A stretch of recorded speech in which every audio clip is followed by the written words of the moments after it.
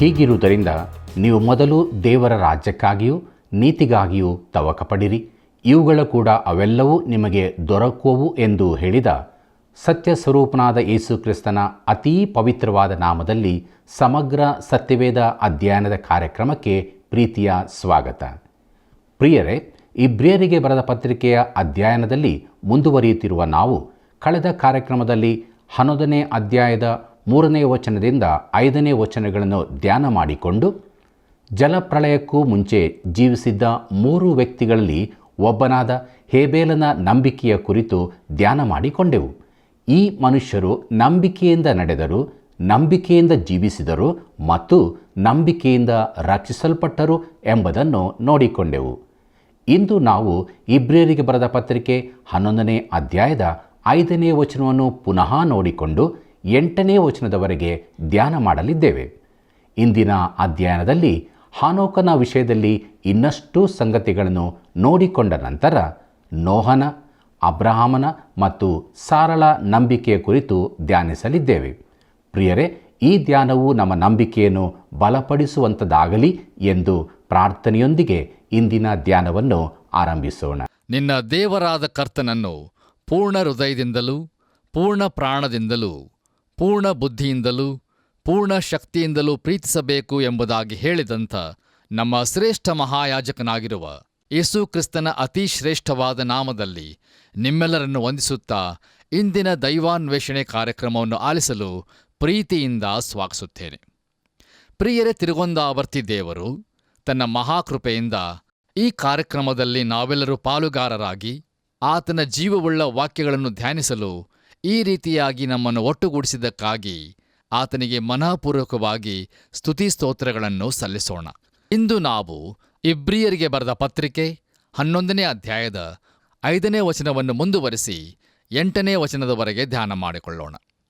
ಕಳೆದ ಕಾರ್ಯಕ್ರಮದ ಅಂತ್ಯದಲ್ಲಿ ಇಬ್ರಿಯರಿಗೆ ಬರೆದ ಪತ್ರಿಕೆ 11ನೇ ಅಧ್ಯಾಯದ 5ನೇ ವಚನವನ್ನು ಧ್ಯಾನಿಸಲು ಆರಂಭಿಸಿದೆವು. ಅದರಲ್ಲಿ ಹನೋಕನ ನಂಬಿಕೆಯ ಕುರಿತಾಗಿ ಧ್ಯಾನ ಮಾಡಿಕೊಂಡೆವು. ಇಂದು ನಾವು ಅದೇ ವಚನದ ಉಳಿದ ಭಾಗವನ್ನು ಧ್ಯಾನ ಮಾಡಿಕೊಳ್ಳೋಣ. ದಯಮಾಡಿ ನಿಮ್ಮ ಸತ್ಯವೇದದಲ್ಲಿ ಇಬ್ರಿಯರಿಗೆ ಬರೆದ ಪತ್ರಿಕೆ 11ನೇ ಅಧ್ಯಾಯ 5ನೇ ವಚನವನ್ನು ನನ್ನೊಂದಿಗೆ ಗಮನಿಸಿರಿ. ಅಲ್ಲಿ ನಾವು ಹೀಗೆ ನೋಡುತ್ತೇವೆ: ಹನೋಕನು ಮರಣವನ್ನು ಅನುಭವಿಸದೆ ಒಯ್ಯಲ್ಪಟ್ಟದ್ದು ನಂಬಿಕೆಯಿಂದಲೇ. ಅವನನ್ನು ದೇವರು ತೆಗೆದುಕೊಂಡು ಹೋದುದರಿಂದ ಅವನು ಯಾರಿಗೂ ಸಿಕ್ಕಲಿಲ್ಲ. ಅವನು ಒಯ್ಯಲ್ಪಡುವುದಕ್ಕಿಂತ ಮೊದಲು ದೇವರಿಗೆ ಮೆಚ್ಚಿಕೆಯಾದವನಾಗಿದ್ದನೆಂದು ಸಾಕ್ಷಿ ಉಂಟು ಎಂಬುದಾಗಿ.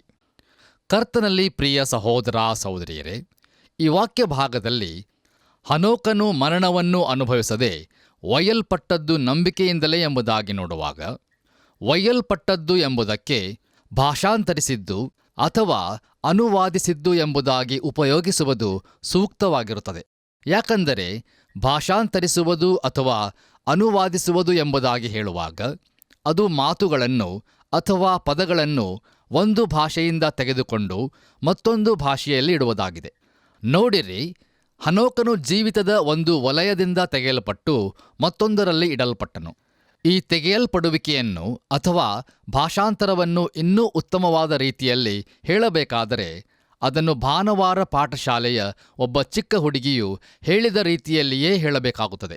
ಭಾನುವಾರ ಪಾಠಶಾಲೆಯಿಂದ ಮನೆಗೆ ಹಿಂದಿರುಗಿದ ಈ ಚಿಕ್ಕ ಹುಡುಗಿಗೆ ಆಕೆಯ ತಾಯಿಯು ಇಂದು ನಿಮ್ಮ ಭಾನುವಾರ ಪಾಠಶಾಲೆಯಲ್ಲಿ ಯಾವ ಕಥೆಯನ್ನು ಹೇಳಿದರು ಎಂಬುದಾಗಿ ಕೇಳಿದಳು.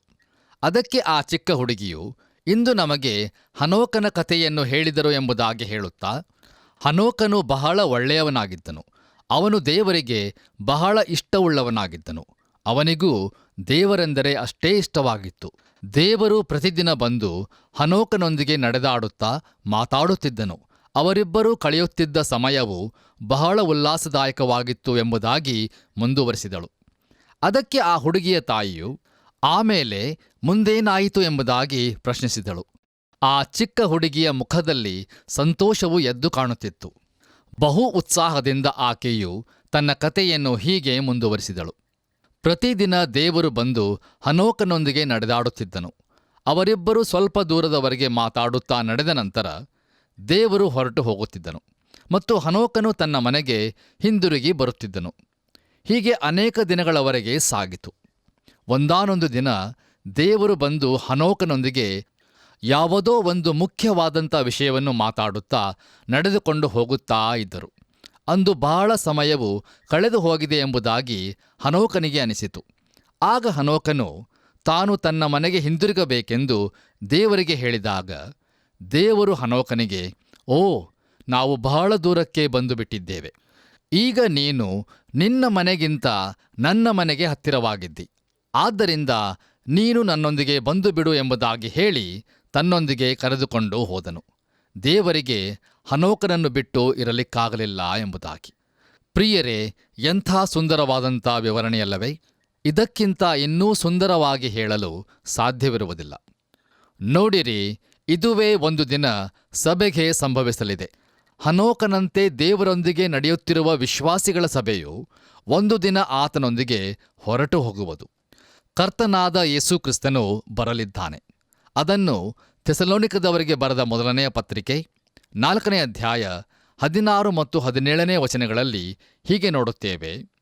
ಕರ್ತನು ತಾನೇ ಆಜ್ಞಾಘೋಷದೊಡನೆಯೂ ಪ್ರಧಾನ ದೂತನ ಶಬ್ದದೊಡನೆಯೂ ದೇವರ ತುತ್ತೂರಿ ಧ್ವನಿಯೊಡನೆಯೂ ಆಕಾಶದಿಂದ ಇಳಿದು ಬರುವನು. ಆಗ ಕ್ರಿಸ್ತನಲ್ಲಿರುವ ಸತ್ತವರು ಮೊದಲು ಎದ್ದು ಬರುವರು.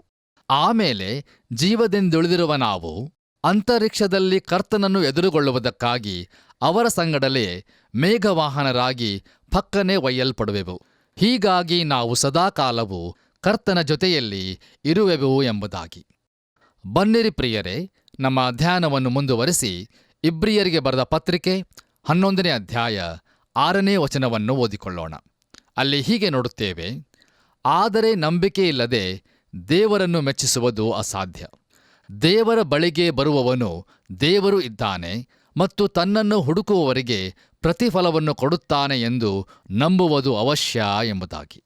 ಕರ್ತನಲ್ಲಿ ಪ್ರಿಯ ದೇವಜನರೇ, ಈ ವಾಕ್ಯ ಭಾಗದಲ್ಲಿ ಆದರೆ ನಂಬಿಕೆಯಿಲ್ಲದೆ ದೇವರನ್ನು ಮೆಚ್ಚಿಸುವುದು ಅಸಾಧ್ಯ ಎಂಬುದಾಗಿ ನೋಡುತ್ತೇವೆ.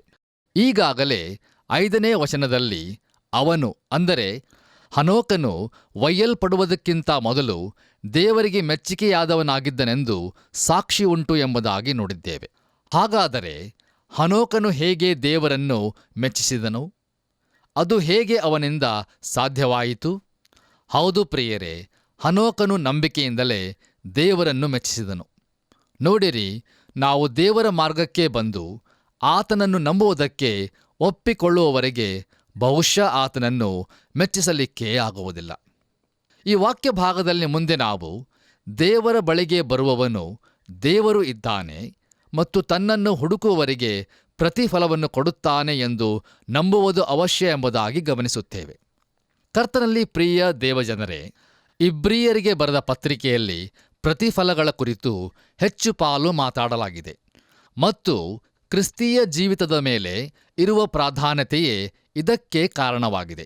ಪ್ರಿಯರೇ, ನಮಗೋಸ್ಕರ ಪರಲೋಕದಲ್ಲಿ ಜೀವಿಸುತ್ತಿರುವ ರಕ್ಷಕನು ಇದ್ದಾನೆ ಎಂಬ ನಿಜ ಸಂಗತಿಯ ಬೆಳಕಿನಲ್ಲಿ ಕ್ರಿಸ್ತೀಯ ಜೀವಿತವನ್ನು ಜೀವಿಸುವುದಕ್ಕೆ ಪ್ರತಿಫಲವಿರುವುದೆಂದು ನಮಗೆ ತಿಳಿದುಬರುತ್ತದೆ. ಆದರೆ ನೋಡಿರಿ, ರಕ್ಷಣೆಯು ಪ್ರತಿಫಲವಾಗಿರುವುದಿಲ್ಲ. ಅದು ಒಂದು ಉಚಿತವಾದ ವರವಾಗಿದೆ. ನಾವು ನಮ್ಮ ಪ್ರತಿಫಲಕ್ಕಾಗಿ ಕೆಲಸವನ್ನು ಮಾಡುತ್ತೇವೆ, ಆದರೆ ರಕ್ಷಣೆಗಾಗಿ ಅಲ್ಲ. ಹೌದು ಪ್ರಿಯರೇ, ರಕ್ಷಣೆಯು ನಂಬಿಕೆಯಿಂದ ಬರುತ್ತದೆ ಮತ್ತು ಒಬ್ಬ ವಿಶ್ವಾಸಿಯ ನಡೆಯು ನಂಬಿಕೆಯಿಂದಲೇ ಆಗಿರುತ್ತದೆ. ಹನೋಕನು ನಂಬಿಕೆಯಿಂದಲೇ ದೇವರೊಂದಿಗೆ ನಡೆದನು. ನಮ್ಮ ಧ್ಯಾನವನ್ನು ಮುಂದುವರಿಸಿ ಇಬ್ರಿಯರಿಗೆ ಬರೆದ ಪತ್ರಿಕೆ 11ನೇ ಅಧ್ಯಾಯ 7ನೇ ವಚನವನ್ನು ಓದಿಕೊಳ್ಳೋಣ. ಅಲ್ಲಿ ಹೀಗೆ ನೋಡುತ್ತೇವೆ. ನಂಬಿಕೆಯಿಂದಲೇ ನೋಹನ್ನು ಅದುವರೆಗೆ ಕಾಣದಿದ್ದ ಸಂಗತಿಗಳ ವಿಷಯವಾಗಿ ದೈವೋಕ್ತಿಯನ್ನು ಹೊಂದಿ ಭಯಭಕ್ತಿಯುಳ್ಳವನಾಗಿ ತನ್ನ ಮನೆಯವರ ಸಂರಕ್ಷಣೆಗೋಸ್ಕರ ನಾವೆಯನ್ನು ಕಟ್ಟಿ ಸಿದ್ಧಮಾಡಿದನು.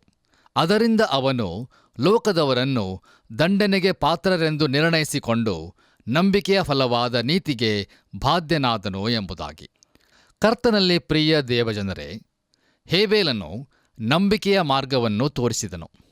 ಹನೋಕನು ನಂಬಿಕೆಯ ನಡೆಯನ್ನು ನಿದರ್ಶಿಸಿದನು ಮತ್ತು ಈಗ ನೋಹನ್ನು ನಂಬಿಕೆಯ ಸಾಕ್ಷಿಯಾಗಿದ್ದಾನೆ.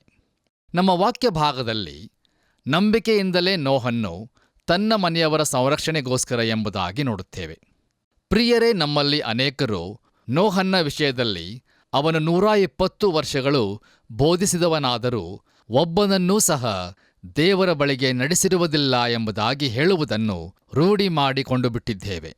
ನಿಜವಾಗಿಯೂ ನೋಡುವುದಾದರೆ ಅದು ನಿಷ್ಕೃಷ್ಟವಾದದ್ದಾಗಿ ಕಂಡುಬರುವುದಿಲ್ಲ.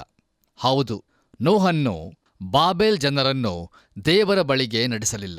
ಆದರೆ ಅವನು ಖಂಡಿತವಾಗಿಯೂ ತನ್ನ ಕುಟುಂಬದ ಪ್ರತಿಯೊಬ್ಬ ಸದಸ್ಯರನ್ನು ದೇವರ ಬಳಿಗೆ ನಡೆಸಿದನು ಮತ್ತು ಅದು ಗಮನಾರ್ಹವಾಗಿತ್ತು. ಕರ್ತನಲ್ಲಿ ಪ್ರಿಯರೇ, ನಾವು ಈ ಸಂದರ್ಭದಲ್ಲಿ ಆದಿಕಾಂಡ ಪುಸ್ತಕಕ್ಕೆ ಹಿಂದಿರುಗಿ ಹೋಗಿ ನೋಹನ್ನ ಜೀವಿತವನ್ನು ಸೂಕ್ಷ್ಮವಾಗಿ ನೋಡೋಣ. ಆದಿಕಾಂಡ ಪುಸ್ತಕ 6ನೇ ಅಧ್ಯಾಯ 5ನೇ ವಚನದಲ್ಲಿ ಹೀಗೆ ನೋಡುತ್ತೇವೆ: ಮನುಷ್ಯರ ಕೆಟ್ಟತನವು ಭೂಮಿಯ ಮೇಲೆ ಹೆಚ್ಚಾಗಿರುವುದನ್ನು, ಅವರು ಹೃದಯದಲ್ಲಿ ಯೋಚಿಸುವುದೆಲ್ಲವೂ ಯಾವಾಗಲೂ ಬರೀ ಕೆಟ್ಟದ್ದಾಗಿರುವುದನ್ನು ಯೆಹೋವನು ನೋಡಿ ಎಂಬುದಾಗಿ. ಪ್ರಿಯರೇ, ಇದು ಮನುಕುಲದ ಮೇಲೆ ಬಹು ಕೆಟ್ಟದಾದ ವ್ಯಾಖ್ಯಾನ ವಿವರಣೆಯಾಗಿರುತ್ತದೆ. ಮನುಷ್ಯನು ಏದೆನ್ ತೋಟವನ್ನು ಬಿಟ್ಟ ನಂತರ ಅವಸರದಲ್ಲಿ ದೇವರನ್ನು ಬಿಟ್ಟು ಖಂಡಿತವಾಗಿಯೂ ದೂರ ಹೋದನು. ಹೇಗೂ ಒಬ್ಬನೇ ಒಬ್ಬ ಮನುಷ್ಯನು ದೇವರಿಗೆ ಭಯಪಡುವವನಾಗಿದ್ದನು ಎಂಬುದಾಗಿ ದೇವರ ವಾಕ್ಯದಲ್ಲಿ ನಾವು ನೋಡುತ್ತೇವೆ. ಆದಿಕಾಂಡ ಪುಸ್ತಕ 6ನೇ ಅಧ್ಯಾಯ 9ನೇ ವಚನದಲ್ಲಿ, ನೋಹನ್ನು ನೀತಿವಂತನು, ತನ್ನ ಕಾಲದವರಲ್ಲಿ ತಪ್ಪಿಲ್ಲದವನೂ ಆಗಿದ್ದನು, ಅವನು ದೇವರೊಂದಿಗೆ ಅನ್ಯೋನ್ಯವಾಗಿ ನಡೆದುಕೊಂಡನು ಎಂಬುದಾಗಿ ನೋಡುತ್ತೇವೆ. ಅಂದರೆ ಪ್ರಿಯರೇ, ಇವನು ಬರೀ ಒಬ್ಬ ಉತ್ತಮ ಮನುಷ್ಯನು, ಎಲ್ಲರಿಗೂ ಸಹಾಯ ಮಾಡಿಕೊಂಡು ಇರುತ್ತಿದ್ದ ವ್ಯಕ್ತಿಯಾಗಿದ್ದನು ಎಂಬುದು ಇದರ ಅರ್ಥವಾಗಿರುವುದೋ? ಇಲ್ಲ ಪ್ರಿಯರೇ, ಅವನು ಅದಕ್ಕಿಂತಲೂ ಇನ್ನೂ ಹೆಚ್ಚಿನದನ್ನು ಮಾಡಿದನು. ಅದು ಯಾವುದೆಂದರೆ, ನೋಹನ್ನು ದೇವರೊಂದಿಗೆ ನಡೆದನು. ಹಾಗಾದರೆ ಹೇಗೆ ಅವನು ದೇವರೊಂದಿಗೆ ನಡೆದನು? ಇಬ್ರಿಯರ ಗ್ರಂಥಕರ್ತನು ಅದರ ಕುರಿತಾಗಿ ನಮಗೆ ಹೇಳುವುದೇನೆಂದರೆ, ನಂಬಿಕೆಯಿಂದಲೇ ನೋಹನ್ನು ಅದುವರೆಗೆ ಕಾಣದಿದ್ದ ಸಂಗತಿಗಳ ವಿಷಯವಾಗಿ ದೈವೋಕ್ತಿಯನ್ನು ಹೊಂದಿ ಭಯಭಕ್ತಿಯುಳ್ಳವನಾಗಿ ತನ್ನ ಮನೆಯವರ ಸಂರಕ್ಷಣೆಗೋಸ್ಕರ ನಾವೆಯನ್ನು ಕಟ್ಟಿ ಸಿದ್ಧ ಮಾಡಿದನು ಎಂಬುದಾಗಿ. ಕರ್ತನಲ್ಲಿ ಪ್ರಿಯರೇ, ದಯಮಾಡಿ ಗಮನಿಸಿರಿ. ದೇವರು ತಾನು ಈ ಲೋಕವನ್ನು ಜಲಪ್ರಳಯದ ಮೂಲಕ ನಾಶ ಮಾಡಲಿರುವನು ಎಂಬುದಾಗಿ ಹೇಳಿದ್ದನ್ನು ನೋಹನ್ನು ನಂಬಿದನು. ನೋಡಿರಿ, ಇಲ್ಲಿಯ ತನಕ, ಅಂದರೆ ಜಲಪ್ರಳಯವಾಗುವ ತನಕ ಈ ಭೂಮಿಯ ಮೇಲೆ ಬಹುಶಃ ಮಳೆಯಾಗಿರಲಿಲ್ಲ ಎಂದು ಕೆಲವರು ಅಭಿಪ್ರಾಯ ವ್ಯಕ್ತಪಡಿಸುತ್ತಾರೆ ಮತ್ತು ಬಹುಶಃ ಅದು ಸತ್ಯವಾಗಿರುವ ಸಾಧ್ಯತೆ ಇದೆ. ಆದರೆ ಯುಫ್ರೆಟಿಸ್ ನದಿಯಿಂದ ಬಹು ದೂರದಲ್ಲಿ, ಬಹುಶಃ ಅರಾರಟ್ ಬೆಟ್ಟಗಳ ಸೀಮೆಯ ಒಣನೆಲದ ಮೇಲೆ ನೋಹನ್ನು ನಾವೆಯನ್ನು ಕಟ್ಟಲು ಆರಂಭಿಸಿದನು. ಯಾಕಂದರೆ ಜಲಪ್ರಳಯವು ಬರಲಿಕ್ಕಿದೆ ಎಂದು ದೇವರು ಹೇಳಿದ್ದನು. ಕರ್ತನಲ್ಲಿ ಪ್ರಿಯ ದೇವಜನರೇ, ದೇವರು ನಾವೆಯನ್ನು ಕಟ್ಟುವುದಕ್ಕಾಗಿ ಆದೇಶಗಳನ್ನು ನೀಡಿದ್ದನು. ನಾವು ನಮ್ಮ ಭಾನುವಾರ ಪಾಠಶಾಲೆಯ ಚಿತ್ರಗಳಲ್ಲಿ ನೋಡಿದ ಹಾಗೆ ಆ ನಾವೆಯು ವಿಕಾರವಾದದ್ದಾಗಿರಲಿಲ್ಲ. ಅದು ಬಹುಶಃ ಆಧುನಿಕವಾಗಿ ಕಂಡುಬರುವ ನಾವೆಯಾಗಿತ್ತು. ಅದರ ಅಳತೆ ಮತ್ತು ನಿರ್ಮಾಣವು ಆಧುನಿಕ ನಿರ್ಮಾಣಕ್ಕೆ ಹೊಂದಿಕೊಳ್ಳುವಂಥದ್ದಾಗಿತ್ತು. ನೋಡಿರಿ, ಆ ನಾವೆಯು 300 ಮೊಳ ಉದ್ದ, 50 ಮೊಳ ಅಗಲ ಹಾಗೂ 30 ಮೊಳ ಎತ್ತರವಾಗಿತ್ತು ಎಂಬುದಾಗಿ ನಾವು ದೇವರ ವಾಕ್ಯದಲ್ಲಿ ನೋಡುತ್ತೇವೆ. ಆ ನಾವೆಗೆ ಬರೀ ಒಂದೇ ಒಂದು ಕಿಟಕಿ ಇರಲಿಲ್ಲ. ಆದಿಕಾಂಡ ಪುಸ್ತಕ 6ನೇ ಅಧ್ಯಾಯ 16ನೇ ವಚನದಲ್ಲಿ, ಅದರ ಛಾವಣಿಯ ಕೆಳಗೆ ಸುತ್ತಲೂ 1 ಮೊಳ ಎತ್ತರದ ಬೆಳಕು ಕಂಡಿಯನ್ನು ಮಾಡಬೇಕು, ಪಕ್ಕದಲ್ಲಿ ಬಾಗಲನ್ನಿಡಬೇಕು, ನಾವೆಯಲ್ಲಿ ಒಂದರ ಮೇಲೆ ಒಂದಾಗಿ 3 ಅಂತಸ್ತುಗಳನ್ನು ಮಾಡಬೇಕು ಎಂಬುದಾಗಿ ನೋಡುತ್ತೇವೆ. ನೋಡಿರಿ ಪ್ರಿಯರೇ, ಬೆಳಕು ಕಂಡಿಯು ಸುತ್ತಲೂ ಇತ್ತು ಮತ್ತು ಅದರ ಮೇಲೆ ಛಾವಣಿಯೂ ಇತ್ತು. ನಾವೆಯು 300 ಮೊಳ ಉದ್ದವಾಗಿತ್ತು ಎಂಬುದಾಗಿ ಹೇಳುವಾಗ ಅದು ಸುಮಾರು 450 ಅಡಿಯಾಗಿತ್ತು. ಅದಕ್ಕೆ 3 ಅಂತಸ್ತುಗಳು ಇದ್ದವು. ನೋಡಿರಿ, ಅಂದಿನ ಕಾಲದ ಜನರು ಒಳ್ಳೆಯ ನಿರ್ಮಾಣಗಳ ಕುರಿತು ಚೆನ್ನಾಗಿ ತಿಳಿದವರಾಗಿದ್ದರು ಮತ್ತು ಸ್ವತಃ ತಾವೇ ಕಟ್ಟುವುದರಲ್ಲಿ ಪರಿಣಿತರಾಗಿದ್ದರು. ಆದ್ದರಿಂದ ಪ್ರಿಯರೇ, ಅಂದಿನ ಹೆಚ್ಚು ಕಡಿಮೆ ಎಲ್ಲಾ ಜನರು ಇದು ಅತಿ ಮೂರ್ಖತನದ ಸಂಗತಿ ಎಂದು ಅಭಿಪ್ರಾಯಪಟ್ಟಿದ್ದನ್ನು ನೋಹನ್ನು ಪ್ರಾರಂಭಿಸಿದನು. ಕರ್ತನಲ್ಲಿ ಪ್ರಿಯ ಸಹೋದರ ಸಹೋದರಿಯರೇ, ನೋಹನ್ನು ನಾವೆಯನ್ನು ಕಟ್ಟಲು ಪ್ರಾರಂಭಿಸಿದಾಗ ಸುತ್ತಲಿದ್ದ ಜನರು ಅವನ ವಿಷಯದಲ್ಲಿ ಪರಿಹಾಸ್ಯ ಮಾಡಿರಬಹುದು. ಆದರೆ ಅವನ ಮಕ್ಕಳು ಅವನೊಂದಿಗಿದ್ದರು. ಅವರು ದೇವರ ಮಾತನ್ನು ನಂಬಿದರು ಎಂಬುದಾಗಿ ಸತ್ಯವೇದದ ಮೂಲಕ ನಾವು ತಿಳಿದುಕೊಳ್ಳುತ್ತೇವೆ. ಅವರು ನಂಬಿದ್ದರಿಂದಲೇ ತಮ್ಮ ತಂದೆಯೊಂದಿಗೆ ತಮ್ಮ ಹೆಂಡತಿಯರನ್ನು ಜೊತೆಗೆ ಕರೆದುಕೊಂಡು ನಾವೆಯೊಳಕ್ಕೆ ಹೋದರು. ಹೌದು ಪ್ರಿಯರೇ, ಅವರು ತಮ್ಮ ತಂದೆಯ ಸಾಕ್ಷಿ ಜೀವಿತವನ್ನು ನೋಡಿದ್ದರಿಂದಲೇ ಅವರಿಗೆ ದೇವರ ಮಾತನ್ನು ನಂಬಲು ಸಾಧ್ಯವಾಯಿತು. ಪ್ರಿಯರೇ, ಯಾವ ಮುಚ್ಚುಮರೆಯಿಲ್ಲದೆ ನಾನು ನಿಮಗೆ ಹೇಳಲು ಬಯಸುವುದೇನೆಂದರೆ, ನಮ್ಮ ಕುಟುಂಬದ ಮುಂದೆ ಸಾಕ್ಷಿಯಾಗಿರುವುದು, ಅವರಿಗೆ ಕೇವಲ ಬೋಧಿಸದೆ ನಾವು ಬೋಧಿಸುವುದನ್ನು ಅವರ ಮುಂದೆ ಜೀವಿಸಿ ತೋರಿಸುವುದು ಮತ್ತು ನಮ್ಮ ಜೀವಿತದಲ್ಲಿ ನೈಜತ್ವವಿರುವುದನ್ನು ಅವರು ನೋಡುವಂತೆ ಅನುಕೂಲ ಮಾಡುವುದು ನಮ್ಮ ಜೀವಿತದಲ್ಲಿ ಬಹು ಪ್ರಾಮುಖ್ಯವಾದ ಸಂಗತಿಯಾಗಿರುತ್ತವೆ. ಪ್ರಿಯರೇ, ಈ ಸಂದರ್ಭದಲ್ಲಿ ಜಿಪ್ಸಿ ಸ್ಮಿತ್ ಅವರ ಜೀವಿತದಲ್ಲಿ ನಡೆದಂಥ ಒಂದು ಘಟನೆಯು ನನ್ನ ನೆನಪಿಗೆ ಬರುತ್ತದೆ.